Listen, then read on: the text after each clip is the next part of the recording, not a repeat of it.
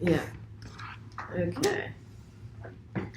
So we had Beloved, which was came out in 1998, directed by Jonathan Demme, and it was set in Ohio.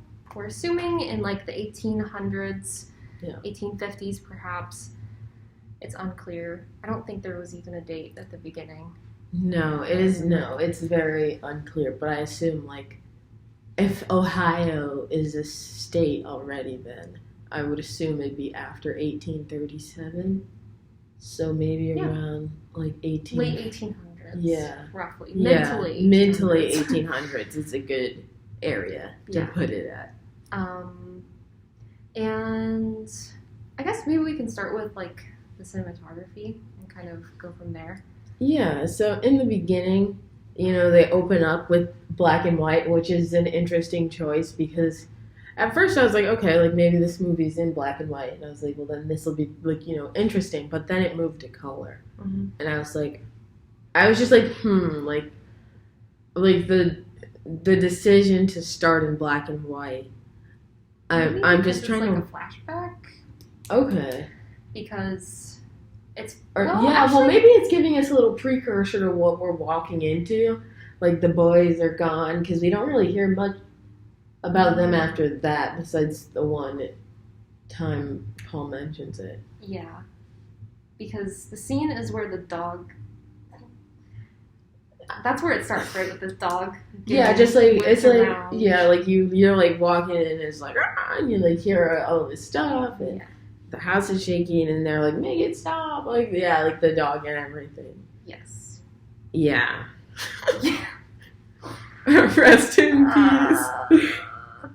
Yeah, so rough start. Yeah, maybe that was just like a precursor to like, okay, like this is what has been happening, just so you know what we're about to get into, because we're not gonna really explain it so much. Yeah. As like, I feel like we had to put obviously within the timeline we had to put the pieces together ourselves to like really figure out like, okay, this happened first and then this and this. I think it also like does a good job of setting the stage of like how hard the house is to like be in because of like you see like even throughout a little bit later in the movie like the house shaking and like just like randomly at times, not even when it was like when Paul was like fighting with the kitchen. Yes, he was fighting. He was fighting the kitchen table. Yeah. That was fun. But I think that like all of those scenes do a good job of like if all of that paranormal stuff is supposed to be representing like Beloved or like the baby ghost, it's a good job of like, I don't know, showing how Beloved's ghost is like constantly reminding everybody of like the fact that she's gone. Yeah, and like maybe it's like it's interesting. It's interesting that Denver remembers that she had a sister because she was the younger one, wasn't she? Yeah. Yeah. So that's. I think they're only like a year apart. Yeah. Maybe. I don't think they were that far apart. No. But with Beloved was crawling already. I think they even called her like crawling already, baby, or whatever. By the time that like Setha got back with Denver, so like they're not very far. They're not very far apart in age.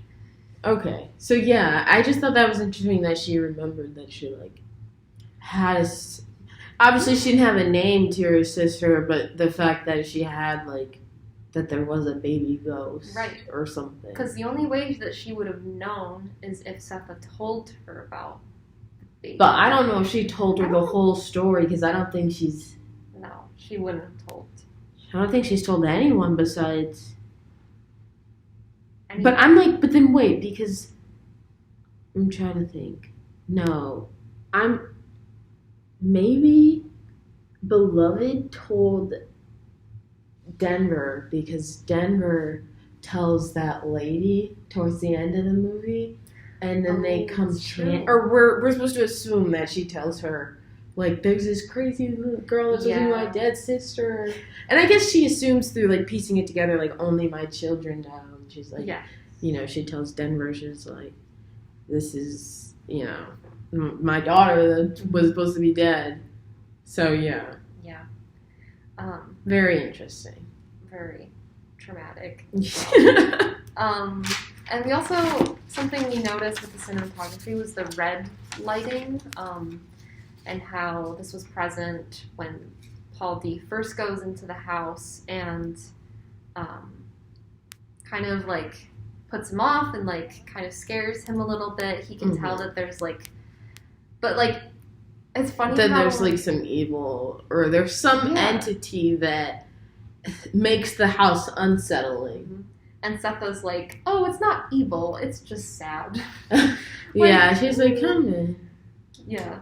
And then also noticing how, like, the red lighting was gone at the end when Paul D returns at the very end, kind of representing, like, how Beloved is really gone again, and how, like, even, like, the absence of that lighting shows, like, the absence in the house itself, and how, like, Setha was feeling very, like, that she left her again and was feeling very, like, alone, I think. So I think the lighting did a cool, like, or even, it was in the shed, too. Right? Yeah, yep. I was just I was trying to wonder if I have that right scene where it was, like, you see Paul D, like, he's, like, walking away or something. Yeah. And you see him through the window. But I think, that there's some red lighting there. During that scene. It's very interesting. Yeah.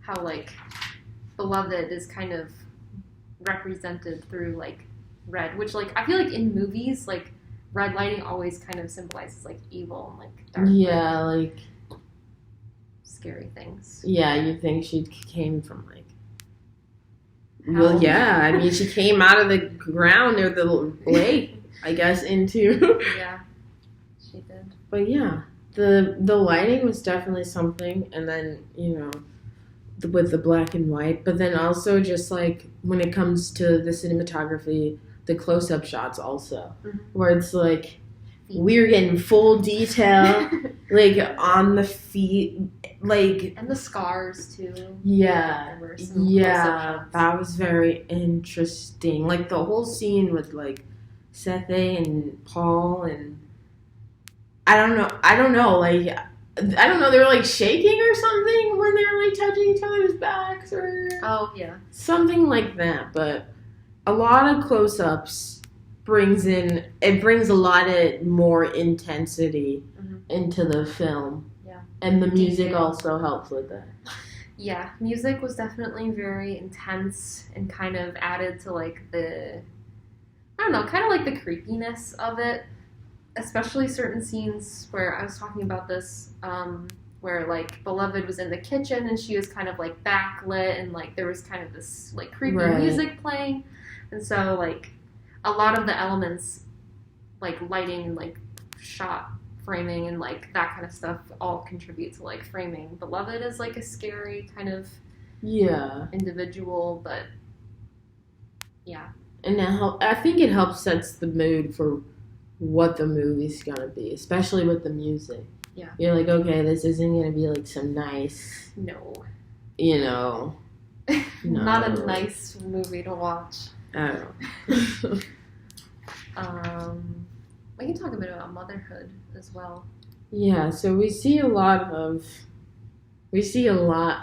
representation of motherhood in like multiple different ways, I feel like. Even like right now in my head, I was thinking about how Denver kind of almost acted as a mother for Setha, or not Setha, for Beloved at times. Like at the very beginning when like they find Beloved and they were going off to work and she was like spending all day. And she was like, I'll take care of you. I'll like be there for you. So she kind of acted as like a mother in those moments. Yeah. And then obviously like it took Setha a while to figure out that Beloved was actually like who she was. Yeah. But then after she did find out, she became very like motherly. Like you definitely start to see a little bit of like priority as where it's like, okay, like I don't know, maybe it's a little bit of guilt that comes with it, maybe. especially when it comes to like her going out and like spending all the money, like her last like 5 nickels on a doll for Beloved and stuff like that. Yeah, I think that whole part shows how like guilty Sepha felt and how Beloved was able to like manipulate and like make her feel bad at the same time. Yeah. She like, I don't know, she had that like way of her being like, I want something sweet, or like doing all Yeah, those she things. just started going like ballistic. Yeah. But yeah.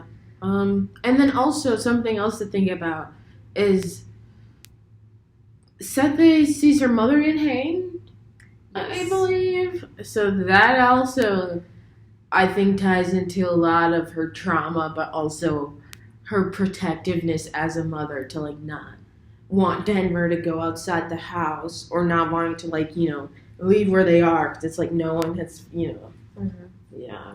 And also, I think that kind of plays into like that whole idea of Setha's love being too thick, and like after seeing so much trauma, and also after like finally getting to the point where her children are her own and not like owned by somebody else. Yeah. It makes sense that, I mean, any mother's love should be thick, but I think with her specifically, after finally being able to like claim them as her own, she can, you know, she's very protective of them. Extremely. To the point where she's willing to kill them to, you know. Yeah, as we learn. We learn like why she has this such like protective,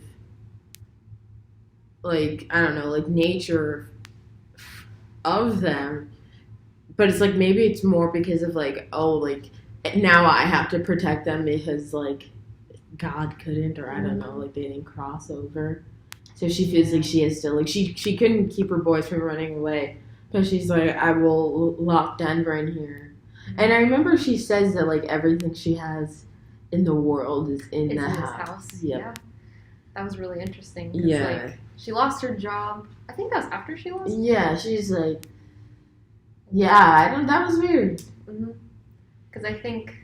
Yeah, at that point, I think that kind of represents like how consumed Setha is by her kids, and especially at that point, like Beloved was starting to, you know, really like kind of manipulate Setha into like getting attention and like getting like things from her that like that was just her world, is like her kids, and I don't know. Yeah, it's weird. It's sweet though. Like there were some moments where like when they were like having like a snowball fight or like all together, like there were moments that were really, I don't know, I want to say like pleasant, but nothing of this movie was pleasant. But like, I don't know, I think they were having like hot chocolate or something together, and so like you see them like kind of rekindling that relationship. And that was right before that, like Setha found out like, oh, Beloved is right, yeah, my baby. Yeah. Dad come back to life. We could also talk about slavery a little bit, even though we've already gone over 10 minutes. Yeah. I think there's a lot of representation of slavery, obviously with like the whole like plantation owners coming to get them and things like that, but also just like something that I thought was weird was everyone that came into the house took their shoes off, even though it was hardwood floor.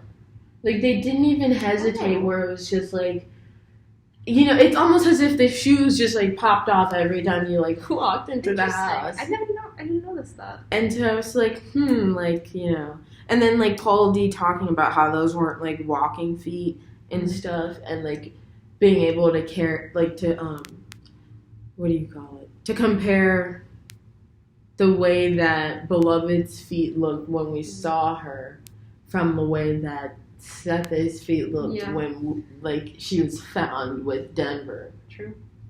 Yeah. Very like almost like childish feet, or like I don't know, like it's like a life not long lived in a sense, you know. Pretty much. Yeah, where it's like there's no progression lines or something of the sort.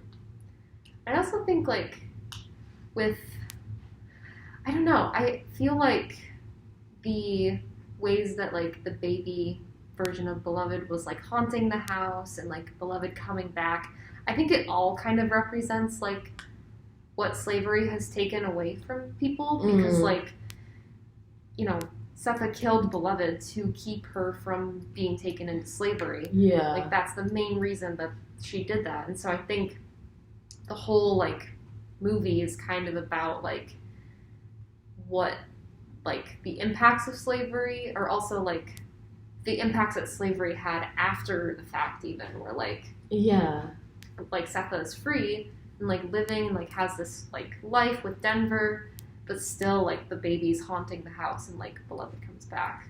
Yeah, like, I feel like this movie has that, like,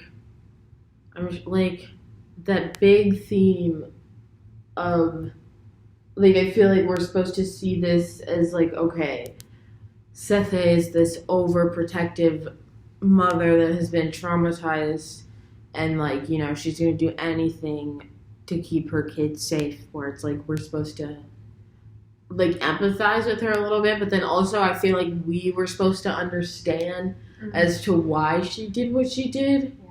But so much we see how, and, like, we see why, but, like, the other people don't know the whole story of, like, why. Yeah. You know, where it's, like, yeah. Yeah, I think especially, like, the milk scene puts things into perspective a lot. I hate it. But it puts things into perspective a lot because that's, like, so traumatizing.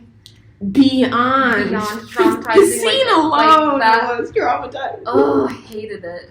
Because I read the book, so I, like, knew that happened, but still, seeing it is, like, so different. Like, when I heard her telling the story in the beginning, I was like, oh my god. But I didn't think they were going to give us actual scenes. I was like, oh my god! And I was like, this movie's rated R. Like, I did not notice that. It is, yeah. Oh my god. I know. There was a lot I didn't know before watching this movie. Yeah. And there's definitely still a lot I don't understand. I can't imagine. But I'm just like, now it makes me wonder what insight the book gives. Mm-hmm. It gives a lot of different insight. Yeah. I feel like, because there's even a scene towards the end of the book where, like, it's this weird, like, psychological, like, Setha and Beloved kind of become one another, where, like, they keep saying, like, you are beloved and you are mine, and, like, you are like, you are my mother and you are mine, and it's, like, this really weird.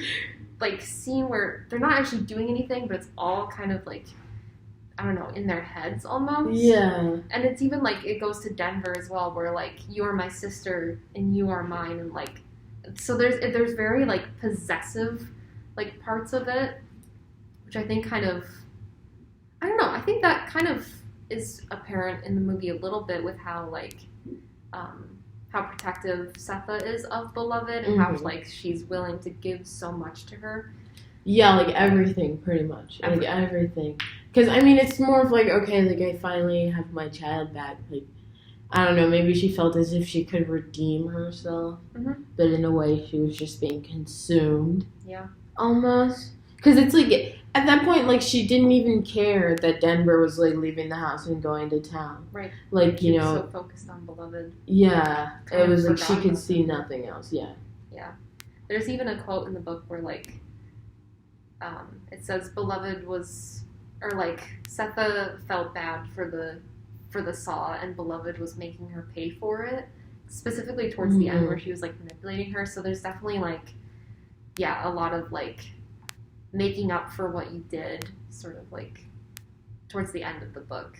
Yeah. Yeah. And then she disappears.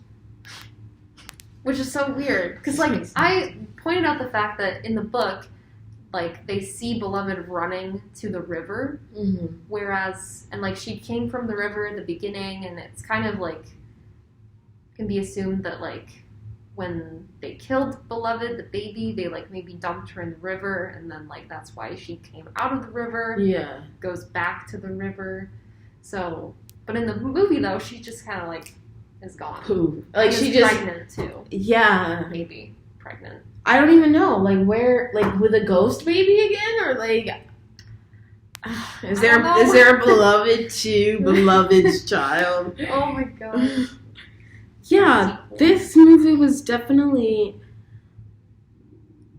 interesting. I don't think I've ever seen like a. This feels like a very weird, twisted, like horror, slavery, ghost film. Yeah. That I'm just like.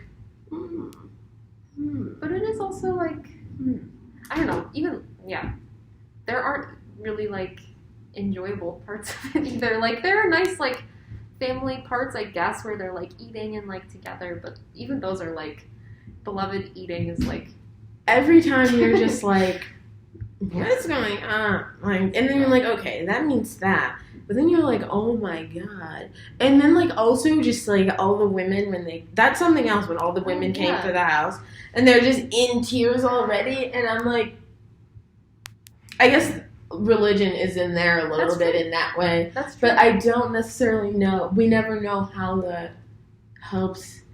What that did. Yeah, like besides like maybe it blocked Mr. Bowden from being killed, but like I don't know. Which that's an interesting part too, because like at the beginning, when school teacher is coming back to try to take Beloved back, she runs, but at the end, she tries to kill. Yeah. So like, interesting. Because like maybe that's representing like she's not gonna run anymore. I mean, I think she even said that towards the beginning, like, I'm not running anymore. Yeah, I have it in here, and she says that, like, she doesn't want to have to surrender or, like, move and things like that, and she's like, I'm tired of, like, being scared, and so she was just gonna, like, face whatever was haunting them in the house. Mm-hmm. This is so interesting. That's a good, like, character growth moment, I guess. Yeah. I don't know if you can call that growth. Or maybe, I don't know. But then also, what was the whole point of her telling Denver that her dad was never going to come back? Like, I like would have assumed that by now. I thought like I don't know. Maybe Denver did think. Maybe she was hoping. Yeah. And that's why like she's been. Maybe that just like gave her something to like look forward to or like have in mind or like have hope for. And then she's like, well, he's not coming. And then. Yeah, it is kind of sad. It's just like she's very lonely. She's very alone. I agree. I think that's why she's so like protective of Beloved at first, is because she like has somebody. I don't know if she even knows that like she's her sister. But just, like, somebody her age as well. That she's just like you can never leave. Like I know you.